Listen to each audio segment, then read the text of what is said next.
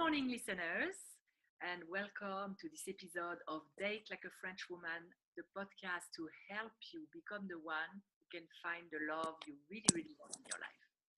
Today, I have the pleasure of interviewing Sarah Christensen. And Sarah is originally from Washington State, has lived in Vegas for 7 years, and after working in the orthodontics field for 20 years, she decided to make a change. She's currently a beach body coach and is helping others achieve the greatest version of themselves. I love that. She loves the outdoors and uses any excuse to go outside. Her tribe consists of Jerry, her love, her best friend for 10 years, their bulldog, her Floyd, which is her parrot, her iguana, and two bearded dragons. And all this beautiful tribe lives in what she calls her tiny home, which is in fact a school bus. So, welcome, Sarah. Thank you, Murielle. And can you go a little bit back? I can see only the bottom of your face. How's that? Perfect. So I'm very intrigued, first of all, and I would love if you could share your story with our listeners, because going from, which is kind of mainstream, like a regular job, to living in a school bus with your tribe and achieving your dreams is really a big jump. So what was your story? Well, I definitely can't say that I did it overnight. It took a lot of work, and my story begins. I suppose I never really lived the typical childhood, but I find the more people you talk to, I don't necessarily know what a typical childhood was, or if anybody really does. So, my mother, when I was 5, was murdered, and my father was very young. He was only 22, and it was a big impact on my family. So, in the best interest of my upbringing, my dad decided to allow my grandparents to raise me. So I was raised by my grandparents. Very structured, typical, normal, everything normal in my home. Went to high school, graduated. I lived in a very small town, and went to college and became an orthodontics assistant. So if you ask me, I would say, I had a normal childhood, a normal life. I did all the right things that we think that we're supposed to do. And as you mentioned in my beginning, I went into the orthodontics field, which is braces on people's teeth. And I had a passion and I loved it. It was a great experience. I met Jerry, who you mentioned. We've been together 10 years. We are not married. He's my best friend and the love of my life, and I couldn't imagine being without him. We moved to Las Vegas, and that's kind of when everything began to change. Yes, I'm sure first of all, it's an adaptation from a small town to a big, huge, busy city like Las Vegas, and even weather like it's different. Um, so you came to Las Vegas without were you already in your school bus or not yet? No, when we transitioned to Las Vegas, it wasn't planned. I actually had never really been to Vegas, and Jerry's company that he had worked for at the moment was transferring us. So it was a big opportunity. He came home one day and he said, I have the opportunity to go to California or Vegas. Where would you like to go? And I thought, well, I don't want to go anywhere. I've lived in Washington my entire life. My family and my friends are here. This is my roots. And I'd never even thought to move to another state, let alone another city. So that was a big change for me. I called my family and they thought I was crazy. They said, no, you shouldn't go. And my grandma definitely had some choice words, but she was a character. And so really what I did was I started sending resumes out, and I just threw it into the wind, and whoever contacted me first was the city that we chose, and it ended up sending us to Las Vegas. talking about like letting the universe drive you. Whoever Yeah. first, that's I specifically remember calling my grandma first and telling her, and she said, and I can't repeat what she said, but she said no. And so I thought about it, and I thought, who else should I call? I called my dad, and I remember going to the grocery store and sitting in the parking lot of the grocery store and speaking to my dad on the phone. And my dad had never really been a parent to me. He had been in and out of my life my whole life, but my grandma was my guidance. And so to call my dad was a step outside the box. And I said to him, I don't know what to do. And grandma says that I shouldn't do this, I shouldn't move. And he said to me, I'll never forget this. He said to me, honey, we've lived our lives. And, I lived mine. I gave you to your grandparents because I wasn't ready to give that up. And I don't know if that was the right thing to do, but just trust me when I say that I love you and you're going to make the right decision. And he said, I've lived my life and your grandma's lived hers. And now it's time for you to live yours. And there's a whole world out there that you haven't seen yet. And just do what makes you happy. And if Jerry makes you happy and moving to Vegas makes you happy, then go. And what's the worst that can happen? You can always come home. We'll come get you. so that's really funny because I coach a lot of women um, who attract dysfunctional relationships, and a lot of them have a shaky relationship with their father, usually, or their mother. And despite the fact that it may have been difficult, and even for my own kids, there is always a present or a gift that your parent came to give you, even if it's in a way of sometimes in a negative way Right. or in a way of not being there for you. But I believe that that day for you was the what it came because we have, my belief is that we have contracts before we come on earth, and Right. that we're going to help each other or kick each other in the butt and to make us ourselves grow. And the way I see it, and tell me if that's how you perceive it, is that your father, if anything else, came for that specific day when you would need to get inspired to get out of your comfort zone. And that was his gift to you in a way. He did. And like I said, he really didn't have a big hand in my life. But I will tell you, Murielle, the handful of times that I really needed my dad, he was there. And he had the perfect answer. He had the best advice. He didn't always follow it. But I certainly did learn from his actions and his words and just listening to what he had to say. So that's amazing that you were wise enough to not go into full anger, resentment, or whatever, and you were still open to have a conversation and get what it could give you. That's really beautiful. Thank you. So, and what then came Beachbody coaching? How did you jump in that? Did it come to you? I know there is no randomness, but like by coincidence or synchronicity, how did it come to you?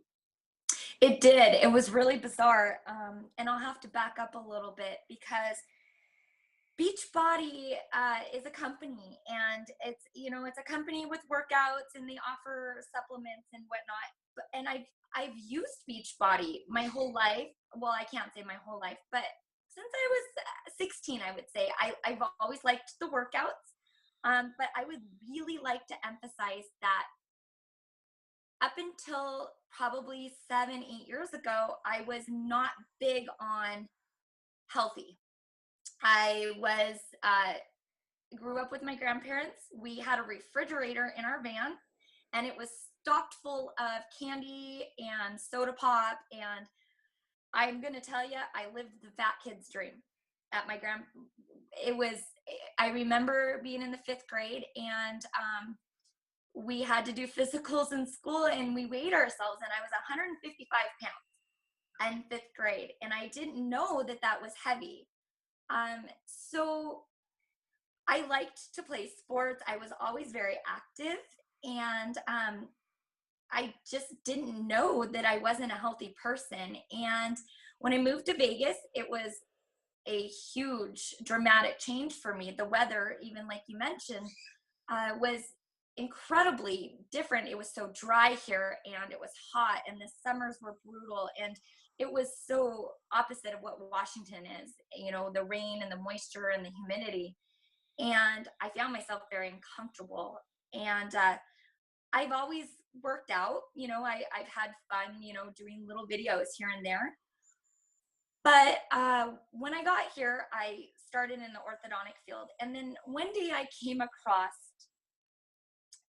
an ad on Craigslist for the local farmers market. And I wanted some extra money. Jerry and I were planning our wedding. And I would like to say we are not married, and I can explain that later. But at the time, we were planning a wedding, and I wanted extra money because I wanted this big, fancy, extravagant wedding. And so I applied, and the lady hired me along with Jerry. So we worked together on the weekends at the farmers market. And we brought our produce in from California. And every weekend, I sold produce. None that I knew what it was. So people were coming to me and asking me, what is kale? What is Swiss chard? What do you do with it? How do you eat it? And I really had to be on the ball, and I had to know these things. And so, I slowly learned about these foods and introducing them into my life. And the first thing I did was start bringing them home and feeding them to my reptiles, because that was on their list of foods to eat. So I fed them the best of the best, the cleanest, most organic vegetables and fruits that I could find, but I still wasn't putting them into my own body. And then my brother decided he wanted to move to Las Vegas and pursue a career of MMA fighting. And to make that transition easier, Jerry and I offered our home. We had this big, beautiful, fancy house with multiple bedrooms and bathrooms. And I thought, why not come live with me? We didn't grow up together. It'd be great to get to know my brother. So he came and moved in and pursued an MMA career. And he told me about Shakeology, which is a product of Beachbody. And I said, that's too expensive. I don't want to pay for it. And he continued to train and do his thing. And I continued to do mine. And then shortly after that, my dad, he was 54, and he came to live with me.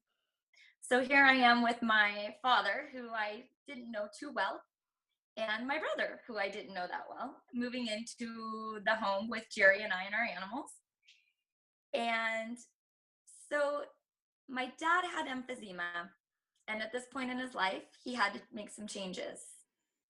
And I wanted to do what was best for my dad. I finally just got that relationship going, and it was fantastic. And it wasn't a father-daughter relationship. It was a let's get to know each other relationship. So I'm doing the research, and I'm talking to the doctors, and I'm trying to get my dad healthy. And I want him to have the best of the best. So I'm doing everything, pulling all the punches. Best diet, best nutrition. My brother's helping, Jerry's helping. We're all in on this together. And that's when I really started learning that nutrition plays a big part in our lives. I still at this point didn't do it for myself, but everybody else around me was getting the best of the best. And I was working so hard, 7 days a week. And believe me, I was so tired. But I wanted this for my family, and I wanted to give them what they never had. My dad lived a year, and then he passed away. And that was really difficult for me to have that relationship finally bloom and get to know him for who he really was, and listen to the stories of his past and the lives that he has lived and the colorful messages. My dad was such a character. And after I lost my dad, I went into a pretty bad depression. I didn't understand. I did everything that I possibly could, and I still didn't win the battle. And I was angry with myself, and I blamed myself. And I just kept going along, and shortly I wasn't feeling well, and Jerry kept asking me what's going on, and I said, well, I just don't feel good, but I never went to the doctor. I never stopped to pause and to ask myself what's going on.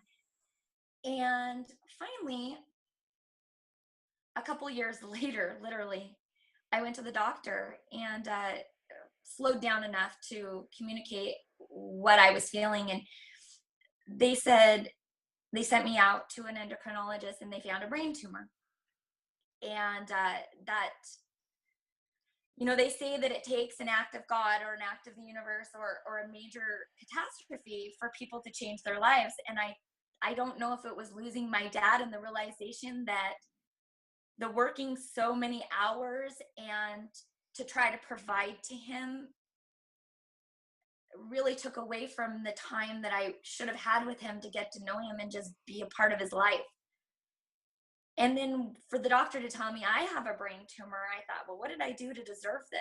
I give everything to everybody, and I work so hard. And so I asked the doctor those words, what did I do? Why did I get this? And she said, there's nothing that you did. And I said, okay, how do I get rid of it? And she said, you can't.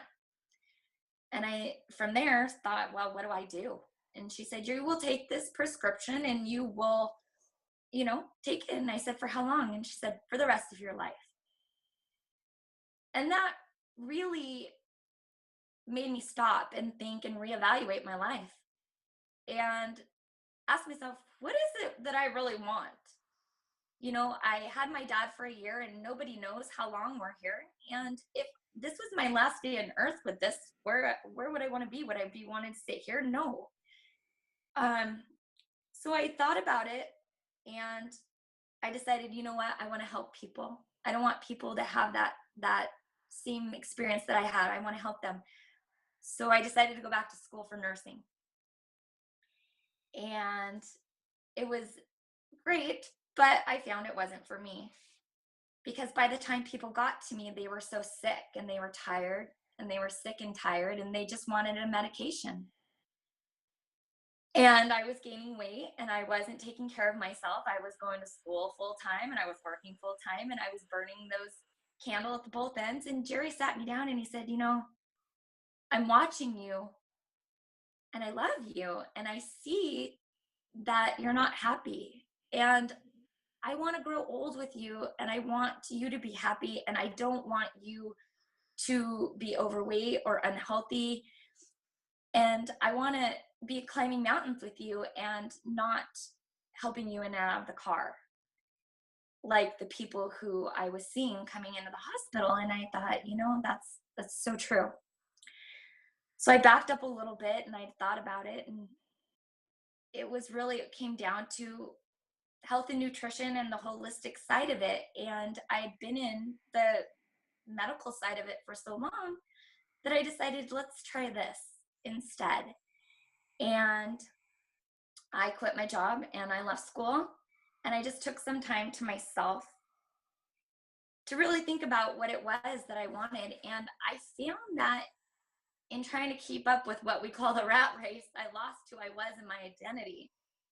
And I didn't even know where to start. It was so overwhelming. I had a television above my orthodontic station, and as I would work on people's teeth, I would watch the rehab channel and the tiny homes and the cooking network. And I loved cooking and I loved cooking for other people, but I didn't cook for myself.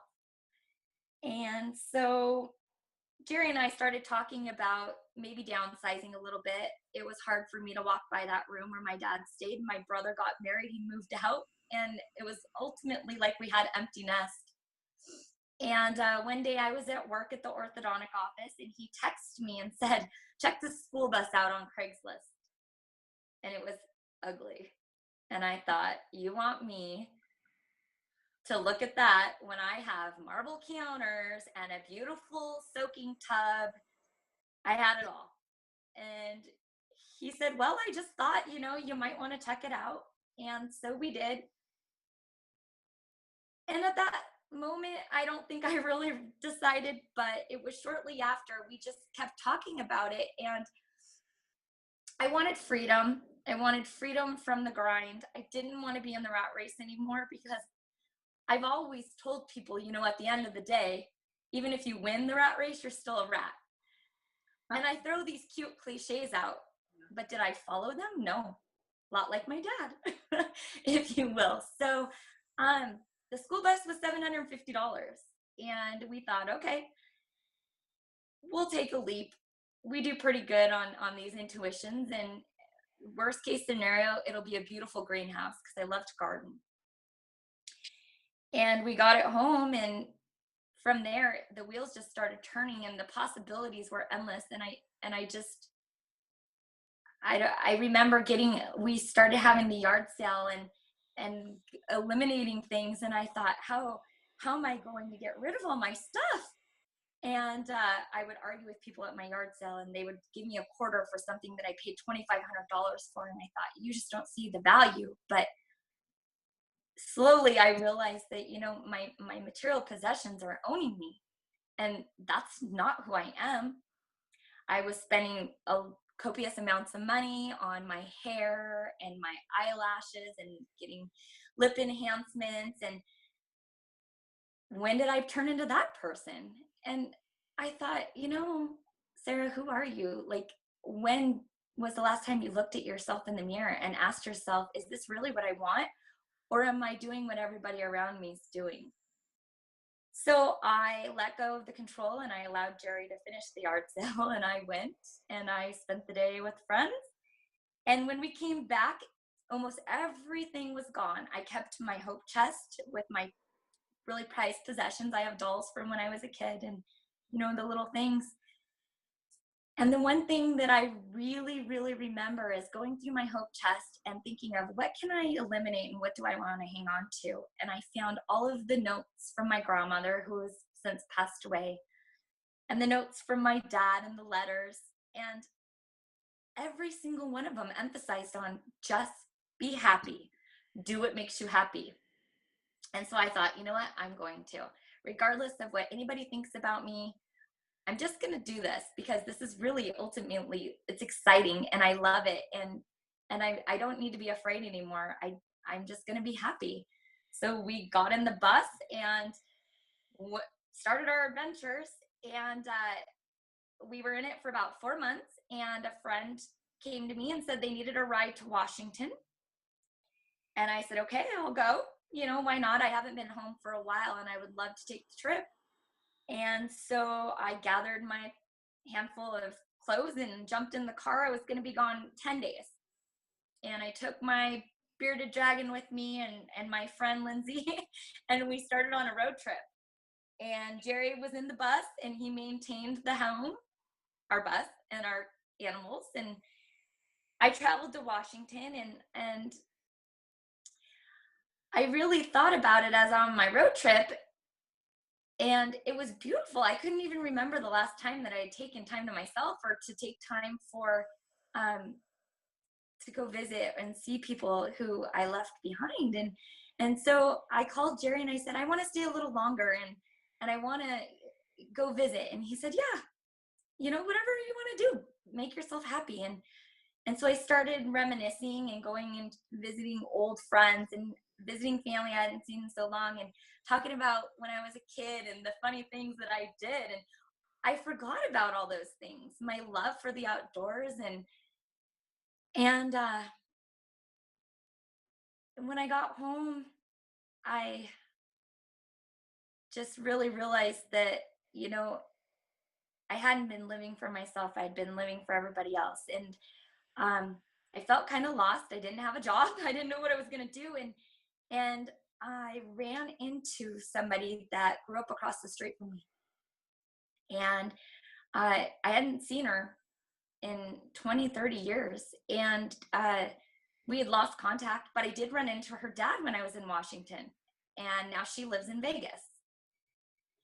And I said, well, what are you doing? And she said, oh, I'm a Beachbody coach. And I said, Beachbody coach? I love Beachbody. And she said, oh, are you a coach? And I said, no. And then that's where Beachbody came about. So it just kind of fell in my lap. I had been using the products and doing the workouts for so long, but I never really thought that it could be something for me. And that was really when it hit me. I thought, wow, I've been surrounded by all this beautiful food and all of this guidance, but I wasn't listening. I was just going, going, going. And I realized that that was my passion. That's what I want to do. I want to help people become their greatest versions as I was slowly blossoming into mine, or remembering who I am. And that's how I came about. That's such a beautiful journey and so unexpected, because when we speak about self-love, so you reached it through the food and through reconnecting with who you were really, because a lot of women are in this situation where they do everything for everyone around, especially if you have family members around or kids, and then they forget about themselves. So your journey was a comeback to yourself, and that's that's self-love. What I really emphasize in my coaching and when I help women to really find the love that they really want instead of something that is not aligned with that, it's all about self-love. And most of the time people have either they have a rigid idea of what it is, and somehow a perfectionistic idea, because I need to eat well, I need to do sport, I need to go to the gym, I need to be da da da, and they have a list. But you gave yourself permission to open to somehow the unknown. You just went for it and saw how it was flowing.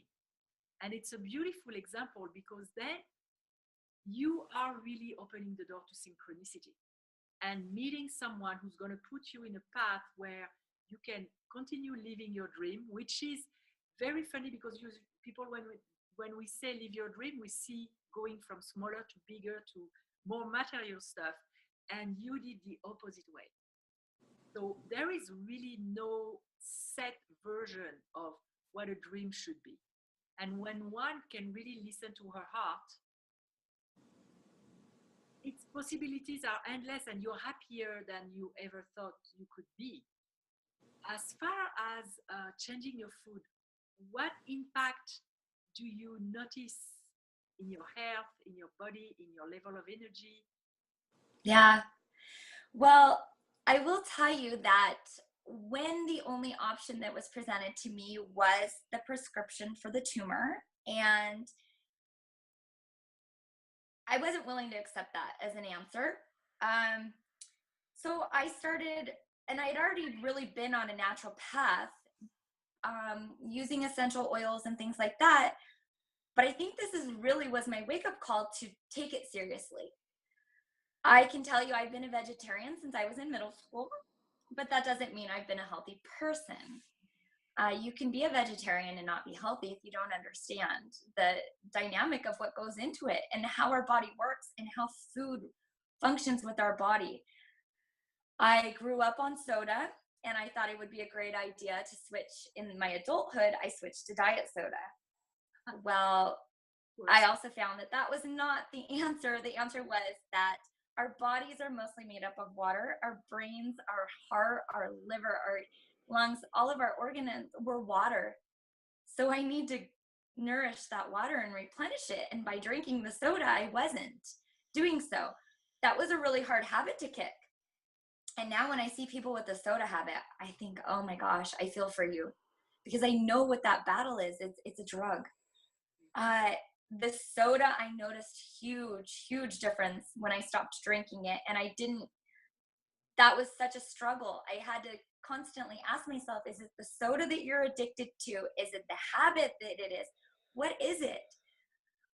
I don't know if I ever found that answer, but once I've kicked the soda habit, the rest of it started flowing and coming to me. And I started feeling more amazing and more vibrant and clearer headed. I would wake up in the mornings and I would be in a fog, and I blamed it on allergies. And I couldn't think sometimes, not clear headed. And I look back now and I realize it was my diet. and the chemicals that I was putting into my body. I wasn't feeding my body to live. I was eating. There's that saying, you need to eat to live, not live to eat. And I'll have to tell you, I can eat. I can keep up with them. And I love to eat. But we have to find the foods that nourish us in order to give back. And the plant-based diet has been amazing for me. And I went for holistic health and nutrition, and I learned the scientific portion of it, and just that full understanding of realizing, I need to know what I'm doing, and then I can help others. And the working out, I got into the regimen of working out, and once I got in it, and it's not easy, but once I got into that flow, it just came second nature. You don't even second guess it. You just do it. So what's your workout routine? Because if you move so much and you live in a bus, do you go to the gym like everybody else, or do you just run outside? What do you do? Okay, so I need to let you know up front. I am a very active person. I love to be active, but I do not love working out. So I'm not one of those people that goes to the gym for hours. In fact, if you mention the gym to me, I start sweating. So I had to find what worked best for me. And that's one thing that I do when I'm working with others is it's what fits best for you. So I found a program through Beachbody. It's called 21 Day Fix. Long, and I stream them live on my computer because we don't have television. We don't watch television. Okay. So I don't need a lot of room for these workouts.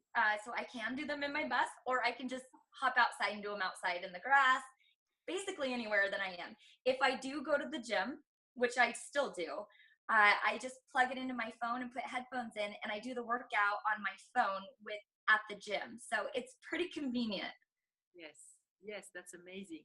And you seem to be the master of knowing what works best for you. And that's what people sometimes they don't understand, that we are individuals and there is not one fit for all. And having someone who can help you uh, find what works for you without having the guilt of I should do that. The should in my coaching, that's one of the first things I remove. So by your example, what I really want to inspire women to do here is to find their version of what works for them. And when they have people like you around, they can have you help them, or they can find it by themselves. But this is really crucial if we want to be consistent with anything, and especially working out, because I am not a crazy about going to the gym, but I go because I like how I feel after, and I like how my body feels. But I needed to find something that works for me. And I love variety. I can't do always the same thing. That drives me nuts. So I also do things online. I do things at the gym. I do the machines. I did recently Zumba in water. It was a lot of fun. So your story is really the illustration of I listen to me, my heart, and my own guidance to know what works best for me. And it doesn't have to tie with what society is dictating to us. That's right. That's crucial, because even if we're talking about finding, you're lucky you have the love in your life that you were really wanted. If someone doesn't have that yet, the best way to attract it is to be you, fully and completely, because then, like you said, you are more vibrant, more energetic. Everything is becoming better. So to align with that is really the key. Yeah, and I don't push the vegetarian lifestyle on everybody, but I do really encourage people to do their research, because I found a lot of people don't understand why we want to be vegetarian. And I love animals, it's very apparent, and I don't want to kill them. Yeah. But one thing that I really have learned is food has vibration to it, and food is energy. And we, the food that we grow, it gets the energy from the sun. And then when we eat it, it in return gives us that energy, and it's that synergetic motion. A lot of times in this day and age with our animals, we have to be careful because we don't know how they are raised. They're being sprayed with pesticides and chemicals, which cause us all of these health problems. Um, but not just that, not just the mass factory, the way that they're being produced, but more you have to look at it in the sense of, do those animals want to be killed? Do they want to be slaughtered? And the answer is no. Do you want to be killed? Do you want to be slaughtered? And people say, well, God put them here for us. And that is correct, but not in the fashion which we're doing. So in the process of slaughtering and producing in the animals, we're creating fear in those animals and anger, and then they're being slaughtered. And when we eat that, that goes into us, and that creates fear and aggression in us because we ultimately are what we eat. And so I'd like to do the 7-day vegan challenge. Vegan is a little bit more difficult, but it is extreme. And I challenge anybody to do 7 days and notice how you feel and how happy you are and vibrant and clear and more aware. And you may choose not to go back to eating your regular diet. I don't know, but that's always my first suggestion is try to eliminate, or, you know, if you don't feel like you can eliminate, start small. Do something just like my soda addiction. I started small and I conquered that. And then once I conquered my soda, then I conquered the chips. And it was just one foot in front of the other. But I had to slow down, and I had to sit down, and I had to look at myself and think, I'd just been going through so many motions and watching what everybody else around me was doing and just following the footsteps. And when I finally stopped and took a step back and realized, when did I become this person? You have to get back to your true authentic self, the true version of who you are, and just be comfortable in your own skin. So what is your definition of self-love? It probably has to do maybe with food. I don't know. I suspect that it is in there, but I'm sure there are other things too. You know, if you look up the actual definition of self-love, I did that because I have been asking people that over the past week, and the definition is pretty vague. Yeah. My definition of self-love, if I was to write it and publish it into the dictionary, would be comfortable in your own skin. Be comfortable about who you are, and the self-love will come. But when we're not comfortable in our own skin, then we don't know who we are, and we're just trying to be somebody else. And that's when you fall into scenarios that don't fit you or don't fit your needs. It's because you're not being the true, authentic you. You're living somebody else's life. So what did you do to feel comfortable with who you are, who you were, who you are, who you're going to be? Oh, I started journaling. I write a lot. I like to write. And I just started asking myself, why am I here? What are you doing? What are you doing for yourself? And you and I had a really great conversation. I was talking about my bearded dragon and how much I loved him, and he traveled with me, and I fed him, and I had my car, or my vehicle, literally wired for his heat lamps, and so that he was comfortable. But in the same sense, was I comfortable? Was I doing those things for me? And no. And when I went back to Washington and I saw everybody that I hadn't seen in so long or talked to them, I saw people were getting divorced and they were sad. And just, I saw that unhappiness. And I thought, without being intrusive, what happened? Where did you go from the time that I left to the time that I've come back?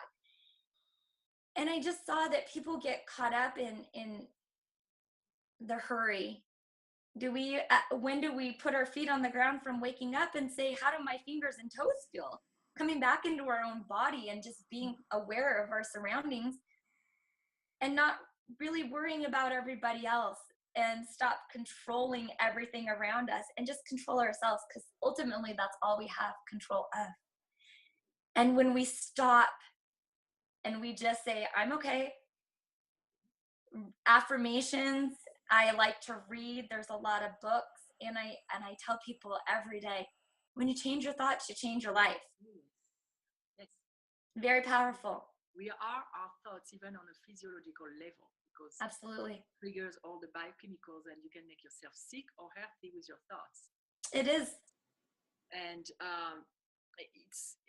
it's great that you mentioned to stay with you. I always call it stay on your side of the fence, even when you're dating. Don't stop going out there in his head trying to think, what is he thinking, and does he like me? Stay here. And that's for anything in life, because you really have only control. And I wouldn't even say control, power over yourself.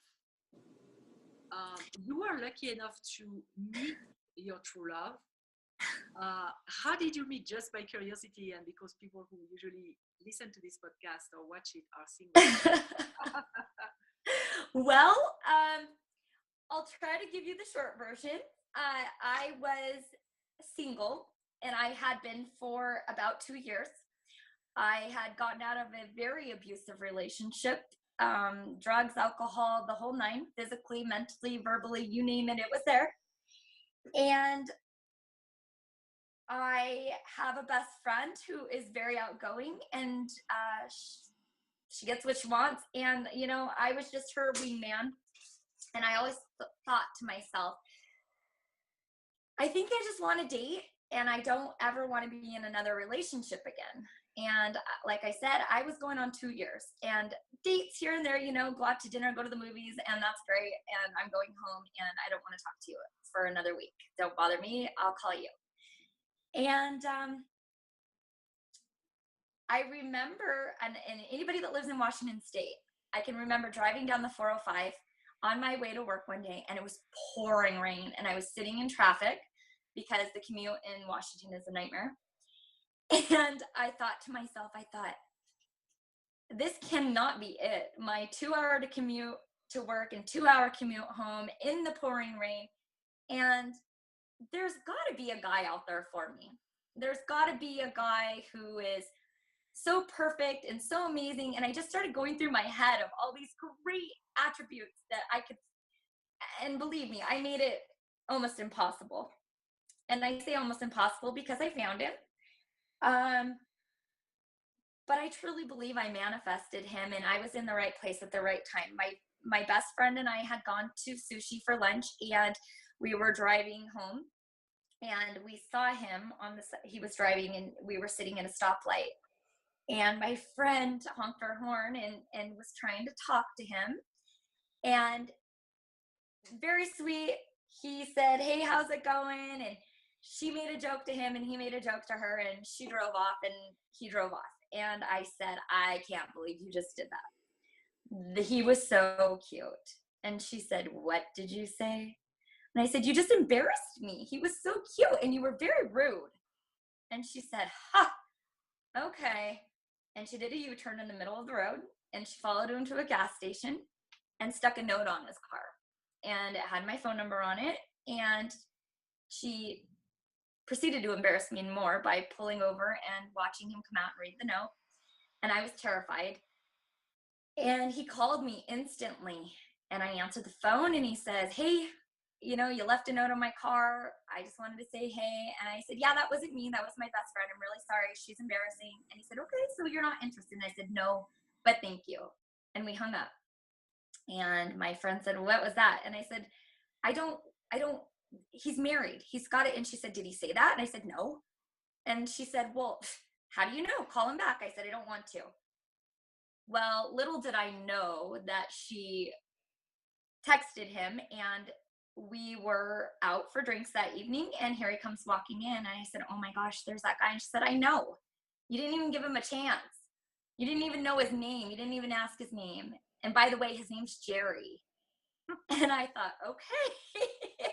So I didn't have an out. And he sat down next to me. He brought a friend for my friend to keep her distracted. And I can honestly say we literally have not left we have left each other's side, but we had an instant connection. We talked for hours and hours and hours up until our friends couldn't even stand each other anymore. He had to take his friend home. I had to take mine home. We met back up later that evening and we stayed up all night. We had a bonfire on the beach and we talked all night until the sun came up. And I finally had to go to work and he had to go to work. But we found that connection. And I really believe that it came with me knowing what I want and putting it out there and him being confident in himself. And that my fear, I was living in fear of, what if I get in another negative relationship? What if it's this or what if it's that? I wasn't even willing to put myself out there, but that was my fear of me not being good enough. And I realized that I'm amazing. And once I realized that, amazing things started coming my way.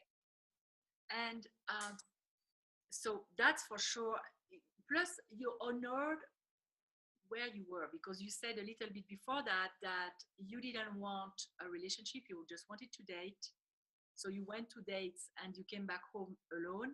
So honored where you were, because sometimes going from difficult, dysfunctional, abusive relationships to something good, it's a transition, and you have to do the work and honor where you are. You don't have to dive right back in another relationship. And you're lucky that you had a friend that was I am to go above your fear, because I guess she knew you very well, and she noticed that maybe she's ready, but she doesn't know it. So to find love, you have to be open to find it, and be cautious, of course, be discerning, but open. Because I know so many women who have experiences that were traumatic with relationships.